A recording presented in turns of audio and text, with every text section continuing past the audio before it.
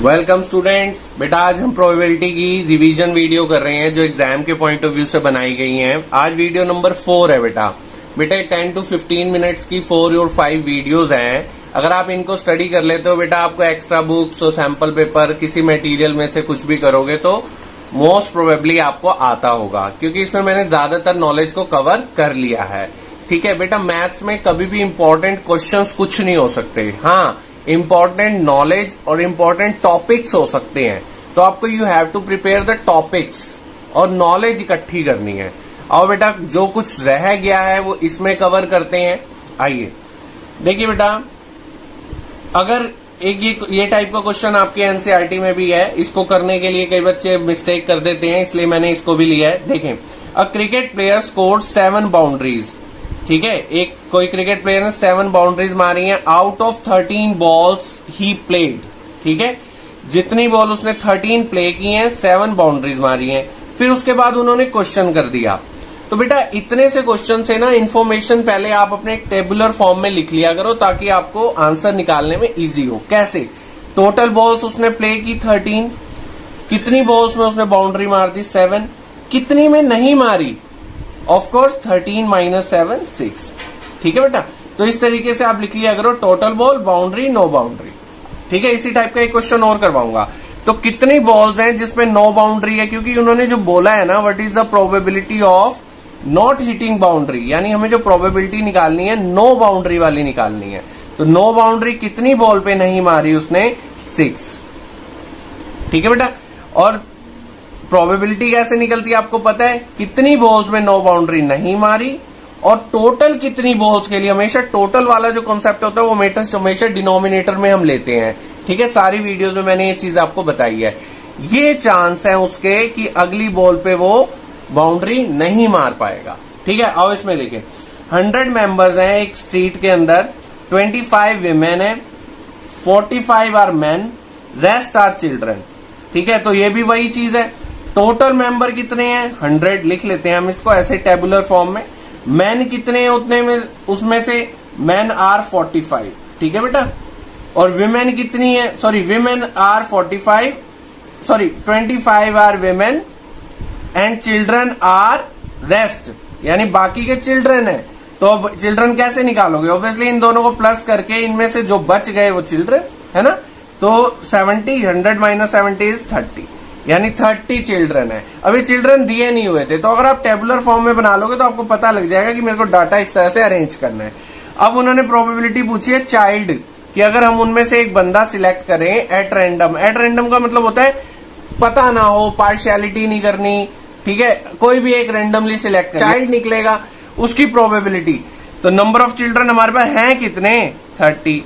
Total कितने population है, हमेशा टोटल का कॉन्सेप्ट जरूर है, वो नीचे आता ही आता है।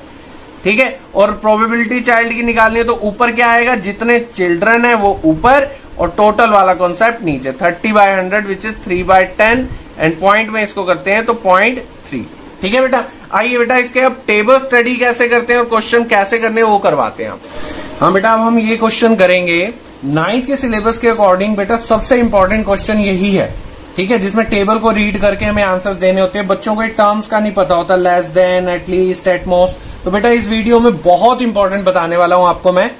देखिए बेटा, ये दिया क्या हुआ, पहले टेबल को थोड़ा स्टडी किया करो, सीधा क्वेश्चन पे जंप नहीं। दिया हुआ है पर डे सैलरी, यानी डेली की सैलरी दी हुई है किसकी, 1000 वर्कर, यानी इन्होंने 1000 वर्कर का एनालिसिस किया, स्टडी की।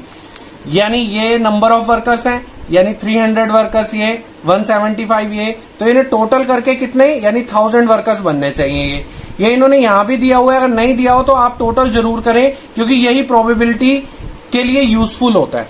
उसके बाद देखो सैलरी पर डे, इसको इंटरप्रेट कैसे करेंगे, 500 700 के बीच में पर डे कमाने वाले 300 वर्कर्स हैं, इसको ऐसे रीड किया जाता है। 900 से 1100 की अर्निंग जिनकी है पर डे की, वो ऐसे कितने वर्कर्स मिले, 400 आउट ऑफ 1000। अब हमें प्रोबेबिलिटी निकालनी है। ठीक है, किस किस की, पहले पढ़ो, लेस देन 900। आपको जब भी ये चीज प्रोबेबिलिटी निकालनी हो ना, तो number of workers, number of student, number of item, इसको नहीं देखना होता। पहला एनालिसिस आपका इधर होता है, इंटरवल्स के अंदर। ये क्लासेस कहते हैं बेटा इनको, क्लास इंटरवल।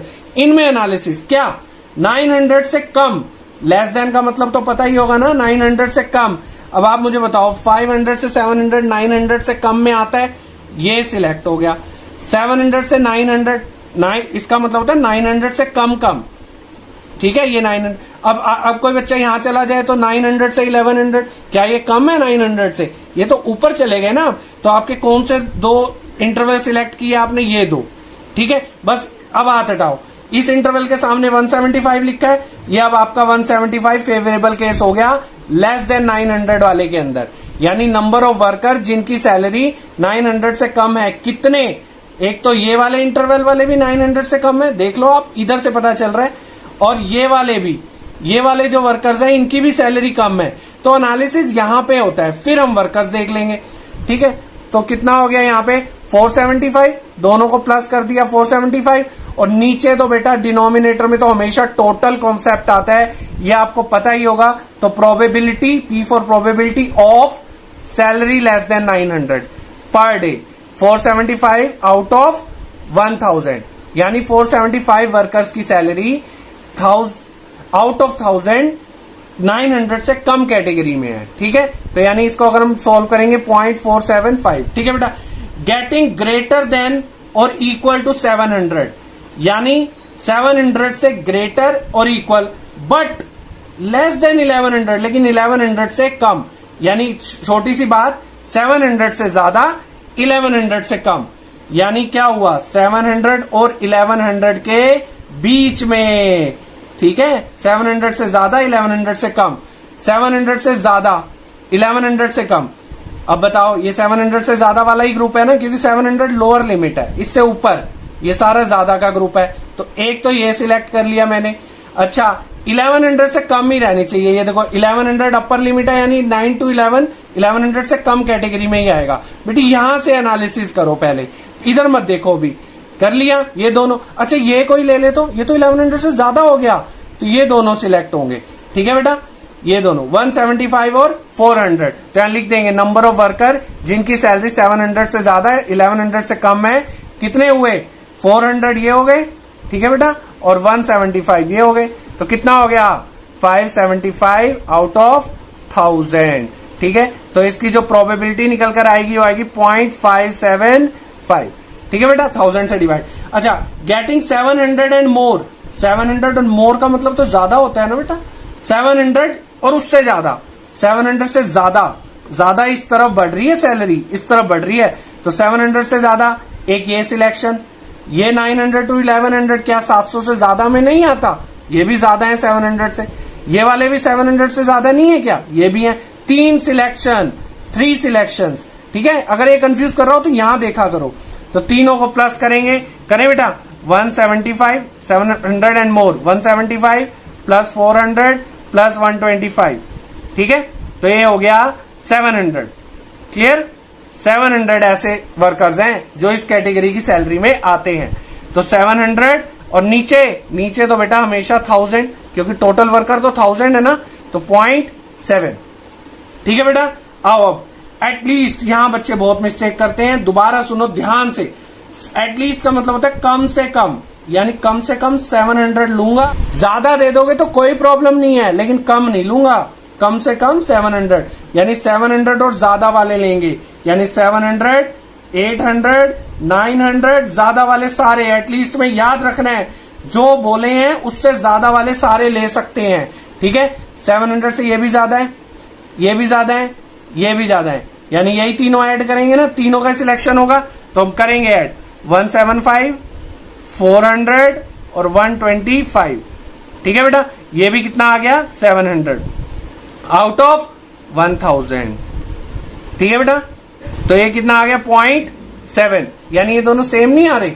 आप बताओ, सेम है ना, क्योंकि दोनों का मीनिंग ही सेम है। इधर कह रहे थे 700 उससे ज्यादा, इधर कह रहे हैं कम से कम 700, एक ही बात है, ठीक है। अब इधर देखो, एटमोस्ट का मतलब है ज्यादा से ज्यादा, यानी ज्यादा से ज्यादा 1100 ज्यादा से ज्यादा, इससे ऊपर नहीं, इसमें ऊपर वाले नहीं, 1100 से नीचे 1000 वाले, 900 वाले, 800, यानी इसमें एटमोस्ट वाले केस में कम वाले आप लोगे 1100 से कम, ये वाला सिलेक्ट, 1100 से ये भी कम है, ये भी 1100 से कम की सैलरीज हैं, तो ये 1 2 3 ये तीनों सिलेक्ट हो गए। ठीक है बेटा, अब ये प्लस करके और आपको पता है नीचे 1000, बेटा मुझे कमेंट में आंसर बताओ, देखता हूं आपको कुछ समझ भी आया है या नहीं। ठीक है, आइए इसके 2 क्वेश्चन और करके देखते हैं। हाँ बेटा, अभी तक अगर सब्सक्राइब नहीं किया तो सब्सक्राइब द चैनल। बेटा आपको मेरे साथ कनेक्ट होकर स्टडी करना है तो बेटा लाइक कमेंट भी कीजिए, अपने फ्रेंड्स का शेयर कीजिए और चैनल सब्सक्राइब जरूर कीजिए अगर नहीं किया तो। आइए बेटा, what is the probability of falling Friday on 8th of June? कोई भी एक दिन है उसमें कह रहे हैं फ्राइडे आ जाए, कितने चांस है? ये तो 8 जून दिया है, अब हम इसमें दिमाग लगाने की जरूरत नहीं है, वो कोई भी डेट दे दें सेम प्रोबेबिलिटी रहेगी। कैसे? कोई भी एक गिवन डे, मान लो 17 फरवरी, ठीक है, अब उस दिन क्या क्या पॉसिबिलिटीज हो सकती हैं? वो तो फ्राइडे की बात कर रहे हैं, लेकिन हमारे दिमाग में कौन कौन से डेज आते हैं, क्या क्या हो सकता है? हो सकता है उस दिन मंडे हो, उस दिन ट्यूसडे भी हो सकता है, वेडनेसडे भी तो हो सकता है, थर्सडे नहीं हो सकता, फ्राइडे भी हो सकता है, सैटरडे भी हो सकता है और फिर संडे भी। ये पॉसिबिलिटीज हैं, इनमें से कुछ भी हो सकता है, इसको हम कहते हैं टोटल पॉसिबल आउटकम। 3 3 6 7 हो गए बेटा। ठीक है, अच्छा हमारे को क्या चाहिए? हमारे को तो भाई एक ही चाहिए, फ्राइडे। अगर वो बोलते थे फ्राइडे और थर्सडे तो फिर हमारे 2 फेवरेबल केस हो जाते। अगर यहाँ 3 डेज की प्रोबेबिलिटी पूछी जाती, ठीक है ना, तो हमारे 3 फेवरेबल केस हो जाते, लेकिन हमें तो एक ही फेवरेबल है, इनमें से यही वाला चाहिए हमारे को, तो ये आ जाएगा 1, यानी 1 out of these 7 is favourable. ठीक है बेटा, अब प्रोबेबिलिटी क्या होगी वो तो आपको पता ही है, favourable outcome upon total possible outcome क्या होता है? 1/7। This is answer. अब ये बेटा ये क्वेश्चन बहुत ही कॉमन एग्जाम में देखते जाते हैं, इसलिए मैंने कहा कवर कर देते हैं इनको। 53 संडेज। वैसे आपको एक चीज बताऊं, ईयर के अंदर 366 डेज लीप ईयर में होते हैं, है ना, आपको पता है। नॉर्मल ईयर में 365, वैसे 366। अब इसमें कितने वीक्स बनेंगे, कितने वीक्स, तो उसको 7 से डिवाइड करोगे आप। ठीक है, तो ये हम ले लेते हैं 7 5 35, 1 6 7 2 14। ठीक है, यहां आ गया 2 रिमाइंडर। इसका मतलब पता है क्या है? 52 वीक्स पूरे हो गए। 52 वीक्स, 52 वीक्स का मतलब है 52 संडे तो हो गए, 52 मंडे, 52 फ्राइडे, हर डे 52 टाइम्स तो हो गया। अभी जो एक्स्ट्रा 2, ये जो रिमाइंडर है ना, यानी 2 डेज एक्स्ट्रा है हमारे पास, यानी 52 टाइम्स 1 ईयर में संडे भी आएगा, 52 टाइम्स मंडे भी आएगा, थर्सडे भी, हर एक डे 52 टाइम्स तो आएगा। लेकिन अब ये जो बाकी दिन बचे हैं, इन दिनों में क्या होगा? वो कह रहे हैं भाई इनमें से एक दिन अगर संडे आ जाए, इन 2 दिनों में से एक दिन अगर संडे हो जाए तो 52 तो संडे पहले ही बन चुके हैं, और 1 संडे यहां से मिल जाए तो 53 संडे हो जाएंगे। इसकी क्या प्रोबेबिलिटी है? तो भाई ये 2 डेज में संडे आएगा, इसकी क्या प्रोबेबिलिटी है? तो ये जो 2 डेज है, ऐसा भी तो हो सकता है कि ये 2 डेज मंडे ट्यूसडे निकल कर आए इकट्ठे। बेटा इकट्ठा एनालिसिस होगा, 2 डेज का इकट्ठा हो सकता है। ट्यूसडे वेडनेसडे निकल कर आए, एक दिन ट्यूसडे हो, अगला दिन वेडनेसडे हो। ऐसे भी तो हो सकता है वेडनेसडे थर्सडे हो। ठीक है बेटा, हो सकता है थर्सडे फ्राइडे हो, या ये भी हो सकता है फ्राइडे सैटरडे, या फिर सैटरडे संडे, और फिर संडे मंडे। ठीक है, अब संडे कहां पे आया? यही तो 7 पेयर बनेंगे बेटा, है ना। संडे मंडे, इसमें भी संडे इंक्लूड हो जाएगा, यानी संडे वाले हमारा जो 53 वीक्स बनाने हैं वो इसमें से 1 डे हमारे को मिल जाएगा। और यहाँ पे इसमें भी तो सैटरडे संडे वाला पेयर था, यानी इसमें भी तो संडे का ऑप्शन है हमारे पास। यानी आउट ऑफ 7 ऑप्शन, 1 2 3 4 5 6 7 पॉसिबिलिटीज हैं टोटल, कि ये पॉसिबिलिटीज हो सकती हैं। इनमें से 2 पॉसिबिलिटीज ऐसी हैं जिनमें संडे इन्वॉल्व हो रहा है, तो 2 हो गया, तो फेवरेबल आउटकम हमारे 2 हो गए। कौन सी पॉसिबिलिटीज में संडे इन्वॉल्व हो रहे हैं, यहां लिख दिया करो। सैटरडे संडे वाली पॉसिबिलिटी में, कि अगर सैटरडे संडे निकल आए, या संडे मंडे वाली में। आई समझ आपको? तो 2 out of 7, this is the probability of 53 Sundays. ठीक है बेटा, बाकी बेटा कनेक्ट रहिए, कोशिश करेंगे आपको पढ़ाते रहे। प्रोबेबिलिटी अगर आप ये सारी वीडियोस ध्यान से देख लेते हैं तो आई होप बेटा आप सब कुछ इजीली कर पाएंगे। काफी नॉलेज है इन वीडियोस के अंदर। Thank you.